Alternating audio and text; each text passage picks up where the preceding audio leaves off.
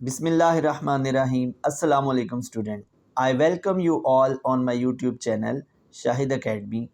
Student आज हम chapter number 2 के न्यूमेरिकल स्टार्ट करेंगे. काइनेमेटिक्स का ये चैप्टर है. आपको काइनेमेटिक्स की डेफिनेशन का आइडिया होना चाहिए. Kinematics is the branch of mechanics in which we study about the motion of object without discussing the cause of motion. मतलब मैकेनिक्स जो कि आपने चैप्टर नंबर 1 में ब्रांचेस ऑफ फिज़िक्स में पढ़ा था. मैकेनिक्स एक ऐसी फ़िज़िक्स की ब्रांच है जिसमें आप ऑब्जेक्ट की मोशन के बारे में स्टडी करते हैं. अब मैकेनिक्स की आगे दो ब्रांचेस आ जाती हैं, काइनेमेटिक्स और डायनामिक्स.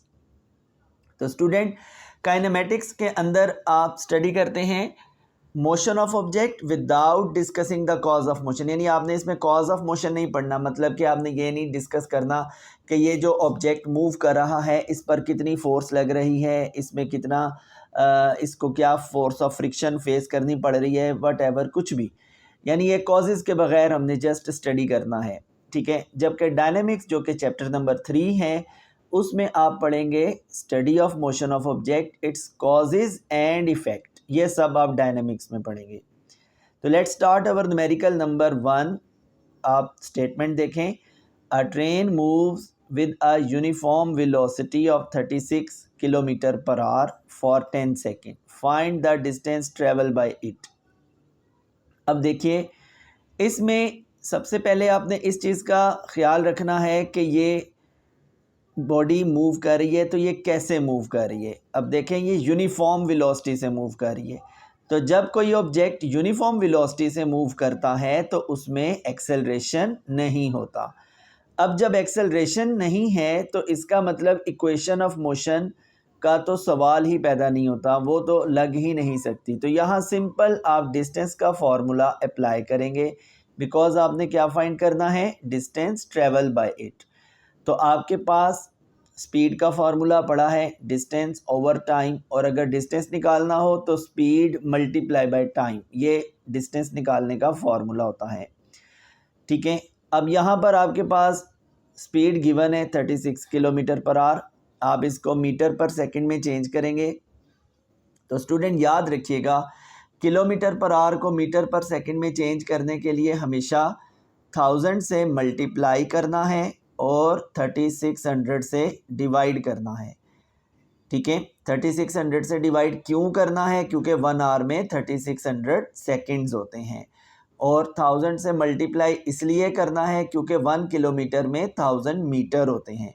तो आप किलोमीटर पर आवर से मीटर पर सेकंड में जाना चाह रहे हैं तो इसलिए आपको 1000 से मल्टीप्लाई और 3600 से डिवाइड करना पड़ेगा.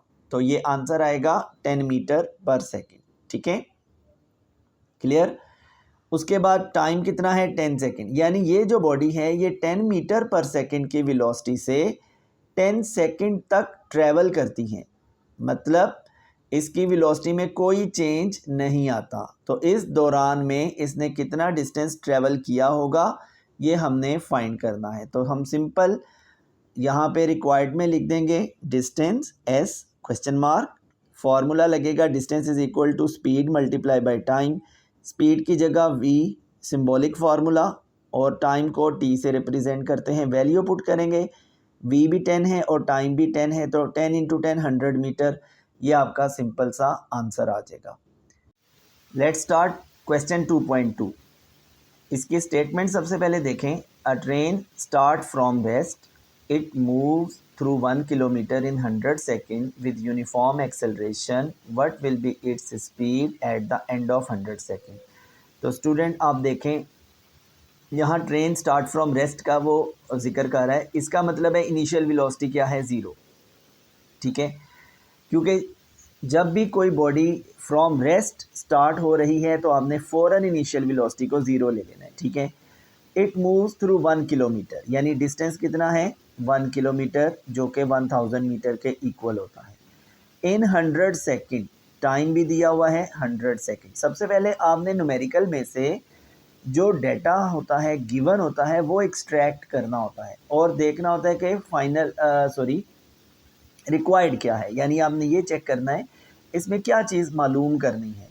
तो सबसे पहले आपने डाटा लिख लेना है इनिशियल वेलोसिटी चूँकि फ्रॉम रेस्ट है तो 0 मीटर पर सेकेंड आएगी। डिस्टेंस 1 किलोमीटर आएगा जो कि 1000 मीटर के इक्वल है, और टाइम जो है वो 100 सेकेंड आ जाएगा। ठीक है, हमें क्या पूछा जा रहा है, what will be its speed at the end of 100 second, यानी फाइनल स्पीड पूछी जा रही है। लेकिन यहाँ पर आप देखें यूनिफॉर्म एक्सेलरेशन का उसने जिक्र किया है बट वैल्यू नहीं दी, मतलब आपको पहले एक्सेलरेशन फाइंड करना पड़ेगा। तो एक्सेलरेशन फाइंड करने के लिए आप second equation of motion apply करेंगे। क्या है second equation, s is equal to we I T plus 1/2 AT²। अब स्टूडेंट एक्सेलरेशन फाइंड करना था, तो एक्सेलरेशन तो आप फर्स्ट इक्वेशन से भी फाइंड कर सकते हैं, थर्ड इक्वेशन से भी फाइंड कर सकते हैं, क्योंकि तीनों इक्वेशन के अंदर ए इस्तेमाल होता है, एक्सेलरेशन इस्तेमाल होता है। लेकिन आपने सेकंड ही क्यों लगाई है, क्या फर्स्ट और थर्ड नहीं लग सकती? तो जवाब है बिल्कुल नहीं लग सकती, क्योंकि हमारे पास फर्स्ट इक्वेशन में भी वी एफ आता है, like V F is equal to we I plus A T, और थर्ड इक्वेशन में भी वी एफ आता है 2as is equal to V F square minus V I square. अब हमारे पास एक ही इक्वेशन में अगर दो अननोन वैल्यूज़ हैं तो वो इक्वेशन आपने रिजेक्ट कर देनी है, वो नहीं लगानी। अब इस इक्वेशन में आपके पास सिर्फ एक अननोन वैल्यू है जो कि a है, वो आपने मालूम करना है, इसलिए सेकंड इक्वेशन ही सूट करेगी हमें। तो डिस्टेंस की जगह 1000 लिख देंगे जो आपको इधर मौजूद है, गिवन है 1000। ठीक है, वी आई की जगह 0 लिखेंगे, उसके बाद टाइम 100 जो ऊपर डेटा में दिया हुआ है, प्लस 1/2 ए की जगह ए ही रहेगा क्योंकि फाइंड करना है। टाइम की जगह पे 100 पुट कर देंगे, 100 का स्क्वायर हो जाता है 10,000। ठीक है, इसका भी एक हिंट है कि जब आप स्क्वायर करते हैं तो जितने ज़ीरो है उसको डबल कर दो, यानी कि 2 ज़ीरो है तो डबल कर दें तो ये 10,000 बन जाएगा। बाकी 0 मल्टीप्लाई बाय 100 तो आपको पता है 0 ही होता है, इसलिए मैंने वो नहीं लिखा।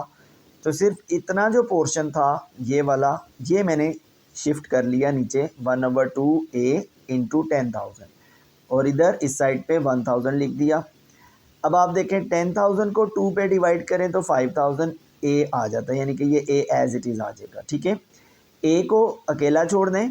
ठीक है, 5000 के साथ a मल्टीप्लाई हो रहा है, मल्टीप्लाई का ऑपोजिट होता है डिवीजन, तो इसको लेफ़्ट साइड पे जंप करवाएंगे तो वहाँ पे जाके ये डिवाइड हो जाएगा। तो 1000 डिवाइडेड बाय 5000, यानी कि 1000 डिवाइडेड बाय 5000 करेंगे, कैलकुलेटर से आंसर आ जाएगा 0.2 मीटर पर सेकेंड स्क्वायर। तो स्टूडेंट ये हमने एक्सेलरेशन फाइंड कर लिया 0.2 मीटर पर सेकेंड स्क्वायर। अब वो कह रहा है कि फाइंड द फाइनल वेलोसिटी। तो फाइनल वेलोसिटी चूँकि हमारी जो मेन रिक्वायरमेंट थी वो फाइनल स्पीड या फाइनल वेलोसिटी ही थी, तो उसके लिए आप first equation of motion apply करेंगे, v f is equal to we I plus A t. अब यहाँ वी आई आपके पास मौजूद है 0, ए अभी अभी आपने फाइंड किया 0.2, और टाइम की जगह पे आप 100 पुट कर देंगे।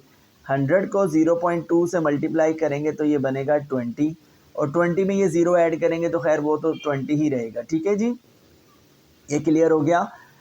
तो देखा जाए तो जो फाइनल स्पीड जो कि क्वेश्चन में मेन रिक्वायरमेंट थी उसका आंसर सिर्फ 3 लाइंस में है, लेकिन सारी की सारी कैलकुलेशन किसके लिए है, ए फाइंड करने के लिए। तो आप ये मत समझें कि ये कोई फजूल चीज़ है, ए फाइंड करना कोई ऐसे था। अगर आप ए फाइंड नहीं करोगे तो आप फाइनल वेलोसिटी फाइंड कर ही नहीं सकते, क्योंकि ए एक्सेलरेशन एक ऐसी चीज़ है जो तीनों इक्वेशन ऑफ मोशन में यूज़ होनी है और इसके बगैर क्वेश्चन ही सॉल्व नहीं होता। ठीक है स्टूडेंट, ये था हमारा न्यूमेरिकल नंबर 2.2 जी। अब हम चलते हैं जी न्यूमेरिकल नंबर 2.3 पे। इसकी स्टेटमेंट देखेंगे। सबसे पहले, a car has a velocity of 10 metre per second, it accelerate at 0.2 metre per second square for half minute. Half minute मतलब 30 second. Find the distance travelled during this time and the final velocity of the car.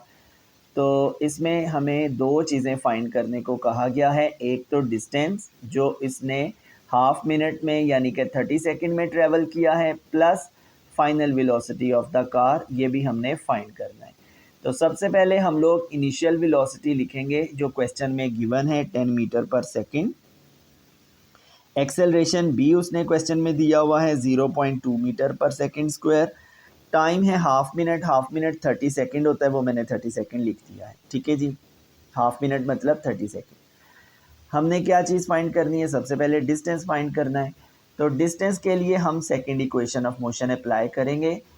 अच्छा, first क्यों नहीं apply कर रहे, क्योंकि यहाँ again V F हमारे पास मौजूद नहीं है।